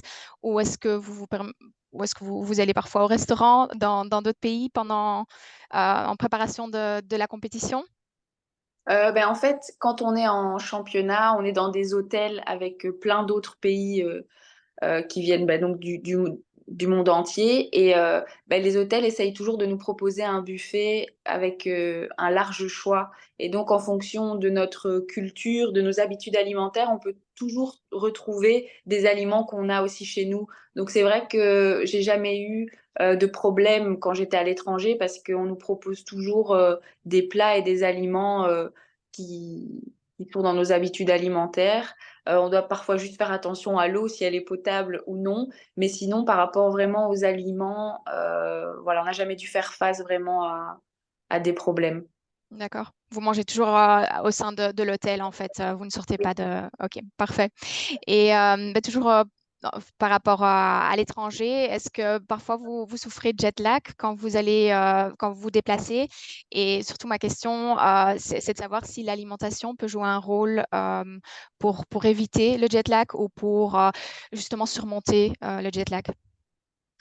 C'est vrai que parfois on a des grosses différences d'heures, mais j'avoue que j'ai de la chance et que je peux m'adapter facilement aux horaires. Je sais que quand on a été à Tokyo, on a été plus de 2 semaines à l'avance avant que les Jeux commencent pour pouvoir justement laisser le temps au corps à s'adapter. Mais donc non, je ne change pas vraiment ma manière de manger pour combattre le jet lag. J'essaye de garder des bonnes habitudes, de bien m'hydrater, de bien manger et de progressivement adapter mon corps à un nouveau fuseau horaire. D'accord. Et par rapport aux horaires, quand vous mangez, justement, est-ce que vous prêtez attention à l'heure? Quand vous vous déplacez, est-ce que vous commencez déjà à changer un peu l'horaire avant de partir ou est-ce que vous faites ça sur place? Personnellement, je le fais sur place, mais je sais qu'il y a des athlètes qui vont en amont se préparer déjà au nouveau fuseau horaire. Mais moi, j'essaye toujours de le faire de manière naturelle et sans trop. Voilà, une fois que je suis sur place, je vais progressivement m'adapter, mais souvent, je ne prépare pas ça en amont en Belgique. OK, mais un tout grand merci. Peut-être encore une dernière question par rapport aux inconforts digestifs. On a entendu parler beaucoup par Serge Peters. Est-ce que cela vous est déjà arrivé d'avoir des inconforts digestifs pendant l'effort? Pendant l'effort, jamais, parce que bon, un 400 mètres, ça va vite, ça dure 50 secondes, mais il m'est déjà arrivé régulièrement après une course de devoir vomir et j'ai dû d'ailleurs aller à l'infirmerie parce que tellement j'avais poussé le corps à la limite. Et puis avec le stress qui retombe, etc., ça m'arrive parfois de devoir vomir. Mais bon, ça arrive à beaucoup d'athlètes, surtout après des efforts comme un 400 mètres. Et, euh, et c'est sûr que parfois c'est juste lié à l'effort, mais parfois ça m'est déjà arrivé aussi de devoir vomir parce que je m'étais pas bien alimentée. J'en ai fait les frais il n'y a pas si longtemps pour une compétition où j'avais mangé trop tard et pas correctement. Et puis finalement, je l'ai payé après la course. Donc voilà, ça dépend un peu, mais c'est sûr que de manger les bonnes choses au bon moment et suffisamment à l'avance, ça va permettre d'éviter comme ça les inconforts, enfin les troubles digestifs. OK. Oui, c'est vrai que comme vous dites, l'alimentation est super importante par rapport à tout ça. Mais comme on voit ici, vous êtes déjà quelqu'un qui est très entraîné par rapport à la thématique et quand même, ça peut encore survenir de temps à autre. Donc, c'est peut-être un message important à passer aussi aux participants, c'est de bien s'entraîner, de bien regarder ce qui fonctionne pour l'un peut ne pas fonctionner pour l'autre aussi. Un tout grand merci. Pour mes questions, on y est et j'aimerais inviter tous les participants à poser leurs questions aussi à Camille pour qu'elle puisse nous partager son expérience. Merci beaucoup d'avoir déjà partagé ces quelques informations avec nous. J'aimerais inviter Serge Peters à rallumer sa caméra et à nous rejoindre pour la séance de questions-réponses. Parfait, vous êtes là. Alors, peut-être une première question justement pour vous, Serge Peters. Est-ce qu'il est possible ou est-ce que le simple fait de choisir un aliment ou l'autre peut nous faire gagner ou justement perdre une course? Alors, gagner, non. On va dire que ce n'est pas parce que je mange bien que pour ça, je vais gagner. D'accord? Par contre, si je mange bien, je serai certainement à 100% de mes capacités. Si je suis capable de courir un 400 mètres seulement en 2 minutes, je serai pas, c'est pas parce que j'ai mangé un aliment précis que j'arriverai à battre Camille sur le 400. Donc ça, c'est une chose. Donc, par contre, comme Camille l'a dit, si je mange mal, si je mange trop lourd, trop gras, imaginons un hamburger avant de faire un 400 mètres, vous allez voir, vous n'allez pas être performant. Donc ça, c'est une chose.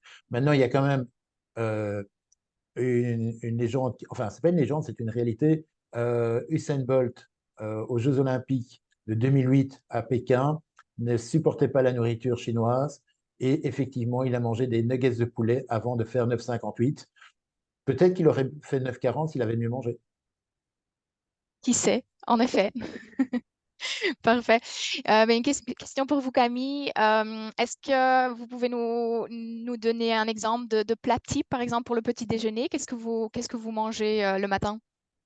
Alors, le matin, souvent, je mange du fromage blanc, donc riche en protéines. Ensuite, j'ajoute des fruits et souvent, c'est bananes, des myrtilles, des fraises. Et alors, j'ajoute aussi un peu de granola. Et donc voilà, ça c'est un peu un plat, enfin, un petit déjeuner type. Et puis ça m'arrive aussi parfois d'avoir un apport salé avec une tartine, du jambon, du fromage ou de l'avocat. Mais souvent, par facilité, le fromage blanc avec quelques fruits et granola, ça va vite et ça se prépare vite et c'est efficace. D'accord. Et est-ce que vous avez un plat préféré à nous partager? Quel est votre plat de craquage, je dirais? Ou pas? Peut-être qu'il est très simple. Ben, voilà, mon plat de craquage, bon, il est assez simple, mais j'adore les boulettes hachées sauce tomate avec des frites, des bonnes frites belges. Je dirais que ça, c'est un peu mon péché mignon. D'accord. J'ai une question pour Serge Peters. Est-ce que, comment faire pour éviter la déshydratation pendant l'effort? Quelle quantité? C'était une question de nos orateurs, de nos participants. Quelle quantité boire par jour? Alors, par jour, ça dépend bien sûr de toute une série de critères. Si on est un homme, une femme, si on est déjà actif, en fonction des conditions climatiques. On va dire qu'en général, dans la vie de tous les jours, il faut boire aux alentours de 8 à 10 verres d'eau par jour. Ça, c'est une première chose. D'essayer de manger des aliments, parce qu'il ne faut pas oublier que les aliments sont également très riches en eau. Si je mange de la laitue, du concombre, de la pastèque, je vais avoir de l'eau. Mais même si je mange de la viande, j'ai à peu près 70% d'eau. Donc, ça, c'est une chose. Et puis, à l'effort, on va dire que généralement, c'est entre 400 et 800 millilitres de boisson par heure d'effort qu'il faut fournir. Mais cette fourchette est assez large. Et donc, l'idée que l'on peut faire, c'est éventuellement de se peser avant d'aller faire du sport et se repeser après. Et on voit la différence de poids. Si j'ai perdu, par exemple, dans ce cas-ci, imaginons que je pèse 70 kilos, j'ai perdu 700 grammes, j'ai perdu 1% de capacité physique en moins, ce n'est pas trop grave. Par contre, si maintenant je perds 1,4 litres, là j'arrive aux 2% de déshydratation. Donc là, dans ce cadre-là, il va falloir que la séance d'après, j'arrive à mieux boire. Maintenant, ce qu'il faut faire, c'est bien sûr de fractionner. On va boire un petit peu avant et on va boire régulièrement, toutes les 10-15 minutes, de manière à éviter d'avoir de trop gros volumes et de ne pas être déshydraté au final. Donc, pesez-vous avant, après, tenez compte des conditions climatiques Et à ce moment-là, vous allez pouvoir définir une stratégie d'hydratation. D'accord, merci. Merci. Camille, une question pour vous. Est-ce qu'on a parlé de craquage, enfin, ou de votre plat préféré? Si on va un peu plus loin dans cette thématique de craquage, est-ce qu'il vous arrive d'avoir des périodes où vous avez vraiment envie de sucrer et vous allez vous ruiner entre guillemets, sur certains plats qui sont moins sains? Comment est-ce que vous gérez ça? En fait, pour préparer une saison, ça met énormément de temps avant d'arriver en forme. Et donc, toute cette période de construction de la forme, souvent, je me permets des petits écarts, mais je mange relativement sainement. Le moment où je permets vraiment de manger tout ce que je veux, que ce soit bonbons, chips, c'est la période où je suis en off-season, c'est-à-dire de mi-septembre à mi-octobre. Là, j'ai plus d'entraînement. Et cette période, elle permet de recharger physiquement, recharger mentalement aussi, parce que pendant la saison, je vais éviter de manger des choses qui sont moins saines ou qui sont du mauvais carburant. Par exemple, je ne bois pas du tout d'alcool parce que je sais que pour l'hydratation, pour la récupération, c'est très mauvais. Mais donc, finalement, en fait, ce n'est pas forcément des sacrifices parce que les objectifs sont tellement forts et la motivation est tellement grande que pendant toute l'année, ça ne me dérange pas de devoir manger sainement, c'est devenu une habitude. Mais c'est vrai que ici, pendant le mois où j'ai pas d'entraînement, là, je vais vraiment pas faire attention, et que ce soit à l'alimentation, que ce soit au sommeil. Et là, ça fait du bien pendant un mois de faire comme ça un peu moins attention et d'être moins dans une discipline. Mais souvent, après 3, 4 semaines, on en a déjà marre de plus manger aussi sainement, et donc on reprend vite les bonnes habitudes. Vous ressentez l'effet immédiatement de manger différemment après quelques semaines? Oui, oui. Mmh. C'est bien à voir, super intéressant. Est-ce que, donc Camille, vous avez parlé de compléments alimentaires en fonction de votre prise sanguine. Justement, c'est une question pour Serge Peters. Vous avez parlé de caféine, mais qu'en est-il des autres compléments alimentaires? Je sais que la pyramide alimentaire, bien sûr, reste la base et que les compléments viennent en plus. Mais comment savoir si un complément alimentaire est bien ou moins bien? Alors, est-ce qu'il y a une idée, parce qu'il y a tellement de compléments alimentaires, moi j'en ai présenté ici quelques-uns, la créatine qui permet plutôt de prendre de la masse musculaire ou surtout d'aider à prendre de la masse musculaire, mais à s'hydrater aussi. Et même dans les sports d'endurance, on voit peut-être un intérêt, alors que la carnitine, qui était un produit à la mode, notamment dans les années 80, on sait que ça ne sert à rien, il n'y a pas d'efficacité, et s'il y a une efficacité, elle est considérée comme une technique dopante, donc elle est interdite. Par contre, le jus de betterave, effectivement, on constate que le jus de betterave, et notamment la présence de nitrate qui va aider à augmenter le volume des vaisseaux sanguins, donc est intéressant, mais sauf chez les sportifs de haut niveau. Donc, dans ce cadre-là, on sait que quelqu'un qui a déjà généralement une bonne VO2 max ne va pas avoir beaucoup de bénéfices à prendre des nitrates. Parce que simplement, à l'entraînement, tous les jours, il va déjà habituer son corps à faire exactement la même chose. Donc, dans ce cadre-là, il n'y a pas d'intérêt. Par contre, pour un sportif amateur, oui, ce genre de complément peut fonctionner. Et puis, il y a quelque chose d'important, c'est qu'en fait, tous les compléments alimentaires fonctionnent à une condition, d'y croire. Si j'y crois, ça fonctionne. Si je n'y crois pas, effectivement, la littérature pourra me montrer que la différence est très faible. Et c'est là aussi qu'il faut être vigilant, c'est que tous ces produits ont été acceptés par l'Agence mondiale antidopage parce que justement, le bénéfice est très limité. Ce n'est pas une substance dopante, les risques pour la santé sont faibles ou voire inexistants. Et donc, dans ce cadre-là, oui, on peut les prendre. Mais ce n'est pas parce qu'on va les prendre que pour ça, on va d'office avoir une amélioration des performances. Ok. Vous ne conseillez pas absolument de supplémenter, par exemple, en vitamines et minéraux pour tout Alors, un chacun? ça, c'est autre chose. Donc là, ici, je parlais des compléments nutritionnels pour sportifs. Maintenant, effectivement, comme Camille l'a bien dit, les sportifs de haut niveau sont soumis régulièrement à des prises de sang. Donc, sur base de la prise de sang, on va pouvoir éventuellement détecter certaines choses. Par exemple, un manque de fer, un manque de vitamine B12, un manque de vitamine B9, de vitamine C, de zinc, par exemple, tout ça, on va le voir. Mais il ne faut pas oublier aussi de vérifier déjà l'enquête alimentaire. Nous, en tant que diététicien, si Camille me donne toute son alimentation, je peux calculer avec précision la somme des macronutriments, donc protéines, lipides, glucides, d'énergie, mais également aller très loin dans tout ce qui concerne les vitamines et les minéraux. Imaginons, qu'un instant, elle ne mange absolument pas de fruits et légumes, je pourrais, sans même devoir faire de prise de sang, je pourrais lui dire certainement pas assez de vitamine C, certainement pas assez de magnésium, certainement pas assez de polyphénol, et toute une série de choses qui vont manquer.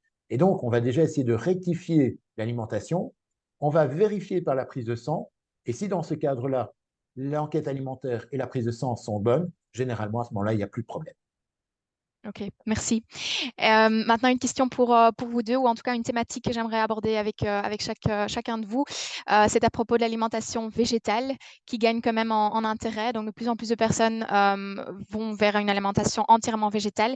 Mais peut-être d'abord, Camille, est-ce que vous prêtez attention à justement cet apport animal-végétal? Est-ce que vous avez une alimentation, disons, normale avec les deux sources ou autant des aliments végétaux que des aliments animaux? Est-ce que vous pouvez nous en dire plus par rapport à ça? Peut-être aussi d'autres athlètes dans votre entourage qui consomment des aliments uniquement qui sont végétariens ou qui sont véganes? Oui, ben, pour ma part, je mange un peu de tout, mais quand même, la source de protéines est souvent plus animale que végétale, mais on essaye de temps en temps d'avoir aussi des plats végétariens ou véganes. Et donc, voilà, ça c'est dans notre habitude. Maintenant, je connais des athlètes qui sont véganes, soit par choix, soit parce qu'ils ont des problèmes ou comment on dit ça, ils sont allergiques à certaines sources de protéines et ils sont tout aussi performants. Et donc, je pense que chacun doit trouver en fait son mode de fonctionnement qui lui est propre, propre à ses caractéristiques et à ses convictions. Mais je pense que la meilleure des choses, c'est quand même d'avoir une alimentation variée avec, en utilisant les différentes sources de protéines, que ce soit végétales ou animales. Ok. Et pour vous, Serge Peters, alors la question se tourne un peu différemment. C'est de savoir, est-ce qu'une alimentation végane, donc sans aucun produit de source animale, est-ce que ça peut être compatible avec un sport quand on est sportif de haut niveau? Alors, je voulais d'abord dire que ce que Camille a dit juste avant, j'abonde totalement dans son sens. Donc, elle a tout à fait raison. Elle pourrait être diététicienne presque. Donc, voilà. D'accord.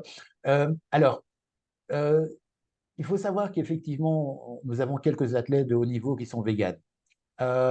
Maintenant, il faut bien sûr un accompagnement parce qu'on ne passe pas de l'omnivore au véganisme en une fois, parce qu'il peut y avoir notamment toute une série de carences alimentaires, éventuellement un manque de bonnes protéines de qualité, peut-être pas avoir assez de fer, pas assez d'oméga 3, pas assez de zinc. Donc, dans ce cadre-là, il faut absolument accompagner le sportif de haut niveau à tendre vers une alimentation en fonction de ses convictions, de ses choix. Est-ce que finalement, la littérature et les scientifiques estiment qu'il faut tous opter vers une alimentation végane? Pas du tout. On constate par exemple que pour l'instant, la meilleure alimentation, c'est plutôt le flexitarisme. Le flexitarisme, notamment avec le rapport Eat-Lancet, avait démontré que manger moins de viande, oui, certainement. Choisir de meilleurs morceaux, de meilleurs produits avec des plus petites quantités, certainement. D'opter plus en plus sur notamment les protéines végétales, telles que les pois chiches, les lentilles, les haricots secs, et également les soja, tofu et ainsi de suite. Donc ça, c'est intéressant. Et c'est intéressant tant au niveau de la performance que de la santé, mais également pour la santé de la planète. Et donc, dans ce cadre-là, le flexitarisme est finalement le modèle alimentaire qu'on essaye d'enseigner dans un premier temps auprès des sportifs. Mais pour d'autres, effectivement, on peut aller vers le végétalisme ou végétarisme. D'accord. Encore une question pour vous, Serge. Est-ce que par rapport aux probiotiques, on dirait que les probiotiques ont un effet favorable pour certaines personnes, mais pas pour toute la population. Donc, certains probiotiques peuvent être très favorables à une personne et pas du tout pour l'autre. Est-ce que, sachant cela, comment est-ce qu'on peut faire en tant que sportif pour justement voir si l'un ou l'autre fonctionne pour nous? Alors la question est un petit peu difficile encore en état actuel des connaissances parce qu'on estime qu'on est un peu trop proche, trop près un petit peu et il y a encore plein de notions et de sciences à mener pour pouvoir comprendre cela. En fait, ce qu'il faut comprendre, c'est que de toute manière, nous avons tous un microbiote différent. Il y a même 3 grandes familles et qu'au sein de cela, on sait que les sportifs auront tendance à varier ou, comment dire, euh, naviguer différemment en fonction de leur alimentation et de leur sport. Je m'explique. On voit par exemple que quelqu'un, donc Camille, qui vient de passer du 400 au 800, mais imaginons que plus tard dans sa carrière, elle décide d'aller vers le marathon, eh bien, il faut savoir qu'elle n'aura peut-être pas du tout le même microbiote parce que simplement, elle va développer plus certaines choses. Donc, pour l'instant, elle va produire pas mal d'acide lactique, de lactate, et donc elle va choisir des bactéries qui vont l'aider à digérer mieux les lactates, notamment à l'effort. Par contre, si elle fait maintenant du marathon, elle aura beaucoup moins de lactate, mais elle va développer d'autres bactéries qui vont l'aider justement à trouver une meilleure source d'énergie pendant l'effort d'endurance. Ça, c'est une chose. Et puis, d'autre part, ça va dépendre de son alimentation. Ici, elle a une bonne alimentation, riche en fruits et en légumes, donc c'est-à-dire déjà riche en probiotiques, en prébiotiques et en probiotiques. Et donc, dans ce cadre-là, il est possible que la prise de certains probiotiques ne puisse pas aider. Alors que malheureusement, les gens qui ont une mauvaise alimentation, là, il y aura plus d'effets généralement par la prise de probiotiques, mais c'est simplement parce qu'ils ont une mauvaise alimentation et qu'ils ne couvrent pas par eux-mêmes, notamment ce dont ils ont besoin. D'accord. Et Camille, on a parlé déjà beaucoup de fruits et de légumes. Vous avez dit que vous portez une importance particulière à en consommer en suffisance. Mais qu'est-ce que c'est en suffisance? Est-ce que vous avez un minimum à atteindre chaque jour? Est-ce que vous en intégrez à plusieurs reprises lors de la journée? Comment une journée type en fruits et en légumes, ça ressemble à quoi? Bah, je dirais qu'au niveau des fruits, c'est surtout le matin, lors du petit déjeuner. Et puis au niveau des légumes, c'est à chaque repas. Après, moi, je ne suis pas en train de peser chaque aliment, tout ce que je mets dans mon assiette, parce que voilà, mon alimentation m'a toujours permis d'avoir des bons résultats ou un bon équilibre. Et donc, je ne vais pas très loin dans savoir combien de grammes de protéines, de légumes je prends par repas, mais j'essaye tout le temps d'avoir une assiette, on va dire, colorée avec minimum un légume dans mon assiette en suffisance. Et voilà, ça a toujours fonctionné comme ça, mais au niveau quantité, je ne saurais pas vraiment dire la quantité. Je sais juste que à chaque repas, j'aurai un légume, ça c'est sûr et certain. D'accord. Encore une petite question pour vous, Serge Peters. Un des participants est systématiquement malade après un marathon et se demande comment faire pour stimuler son système immunitaire. Alors malheureusement, ça fait partie de ce qu'on appelle la dépression immunitaire post-effort d'endurance. Donc il est normal, entre guillemets, qu'après, quand il a tout donné pendant plusieurs heures, son corps ait tendance à avoir des difficultés à réagir correctement aux virus, aux bactéries, et ainsi de suite. Et généralement, ça dure 2 semaines. C'est normal, c'est quelque chose de courant. La plupart du temps, ben déjà, en fait, ce qu'on a un peu connu pendant le confinement, il faut les respecter. C'est-à-dire que comme on sait qu'on est plus faible, il faut certainement déjà avoir une distance, notamment correcte, une distance sociale, d'éviter peut-être la proximité avec des gens qui sont un petit peu malades, parce qu'effectivement, on va tout attraper. Et d'autre part, c'est surtout d'avoir une bonne alimentation. Alors, dans la bonne alimentation, c'est d'abord de fournir assez d'énergie, donc assez notamment de féculents, de pain, de pâtes, de riz, de céréales, de pommes de terre. On sait que si je fournis assez de fruits et légumes, hein, et pour compléter par rapport à ce que Camille disait, dans le cadre du sédentaire, on va dire que c'est 2 fruits et 3 légumes par jour, à peu près 550 grammes. Ça, c'est ce que la pyramide a donné. Mais pour nos sportifs, on peut aller plus loin parce qu'ils ont déjà des appétits plus importants et que d'autre part, ce sont des aliments qui sont très intéressants, comme on l'a vu pour les macro et micronutriments. Donc, on peut aller beaucoup plus haut. Et effectivement, on va retrouver dedans toute une série d'éléments protecteurs pour le système immunitaire. L'autre chose, c'est de penser notamment, on sait que les probiotiques, notamment, donc comme j'ai dit, les laits fermentés, les yaourts et autres produits, yaourts et fromages et autres produits du genre, vont également aider à diminuer les taux d'infection respiratoire. Et donc, dans ce cadre-là, c'est quelque chose d'intéressant. Et puis, il y a encore deux vitamines qui sont intéressantes. Certainement maintenant, la vitamine D, on va devoir commencer parce que on sait qu'on va tous être carencés ici en période hivernale, hein, sauf si on va faire un stage en Afrique du Sud, mais autrement, on risque d'être en insuffisance. Et d'autre part, c'est le zinc. Et le zinc, on va le retrouver dans la viande, dans les produits laitiers, et notamment l'aliment le plus riche, ce sont les huîtres. Et donc, ce sont des aliments qui vont vous aider à peut-être avoir une augmentation de votre immunité. D'accord. Vous avez parlé au début de la présentation que les fruits et les légumes, on en mange, ou beaucoup de sportifs en mangent en insuffisance, et que c'est important pour les minéraux et les vitamines. Est-ce que vous pouvez nous en dire un peu plus sur, c'était par rapport aux contractions musculaires, quelles vitamines, quels minéraux sont importants dans cette contraction musculaire? Alors, la première chose, au moment où je vais commencer à contracter un muscle, j'ai besoin d'abord d'ATP. C'est mon énergie. C'est le seul carburant que le muscle est capable d'utiliser. Alors, cet ATP, j'en ai que 4 secondes à peu près. Donc, il va falloir chaque fois reconstituer. Et donc, pour cela, j'ai besoin de faire, j'ai essayé de ne pas trop rentrer dans la biochimie, hein, mais on va simplement, ceux qui ont fait un petit peu de biochimie vont peut-être entendre parler de la glycolyse, du cycle de Krebs. Rassurez-vous, je ne vais pas plus loin. Mais pour resynthétiser notamment cet ATP, eh bien, autour de toutes les réactions qui vont apparaître dans la glycolyse et dans le cycle de Krebs, je vais avoir toute une série de vitamines, notamment les vitamines du groupe B. Je vais trouver également le magnésium, je vais retrouver le calcium, je vais retrouver finalement toute une série d'éléments que je vais retrouver dans mon alimentation qui vont m'aider à booster, entre guillemets, ces contractions et donc ces filières énergétiques. Et puis, néanmoins, j'ai envie quand même de tordre une idée bien, bien régulière, c'est-à-dire qu'on pense souvent que, notamment à l'effort, il faut manger plus de magnésium pour éviter les crampes. Alors, ça a été démonté, ça a été totalement démonté.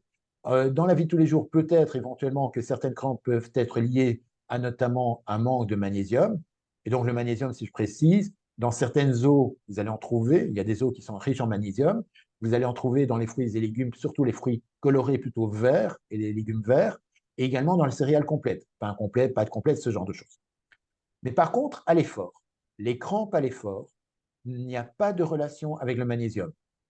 La relation qui est clairement faite, c'est un manque d'eau, une déshydratation, un manque d'énergie, donc de glycogène, de carburant, et éventuellement une hyperthermie, et éventuellement un manque de sel.